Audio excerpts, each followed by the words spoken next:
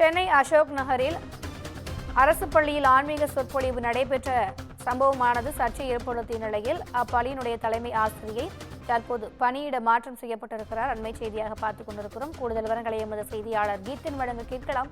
வணக்கம் கீதன், இது குறித்தான கூடுதல் விவரங்கள். வணக்கம். கடந்த சில நாட்களுக்கு முன்பு சென்னையில் உள்ள அசோக் நகர் பெண்கள் மேல்நிலைப் பள்ளி மற்றும் சைதாப்பேட்டை மாடல் அரசு மேல்நிலைப் பள்ளியில் மகாவிஷ்ணு என்கின்ற நபரை வைத்து சொற்பொழிவு நடைபெற்ற விவகாரம் சர்ச்சையாக இருந்தது. குறிப்பாக மாணவர்கள் மத்தியில் மூட நம்பிக்கைகளை விதைக்கக்கூடிய கருத்துக்களை அவர் அந்த சொற்பொழிவில் பெரும் பகுதியில் பேசியிருந்தார். மேலும் மாணவிகளுடைய உணர்ச்சிகளை தூண்டக்கூடிய வகையில் அவர்களை தியானம் என்கின்ற பெயரில் அவர்களை அழவைத்த அந்த காணொலிகள் என்பது சமூக வலைதளங்களில் பேசுபொருளானது.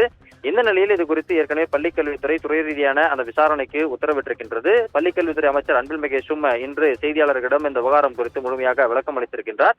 இந்த நிலையில் சென்னை அரசினர் பெண்கள் மேல்நிலைப்பள்ளி அசோக் நகர் தலைமை ஆசிரியை தமிழரசி தற்பொழுது பணியிட மாறுதல் செய்யப்பட்டிருக்கின்றார்.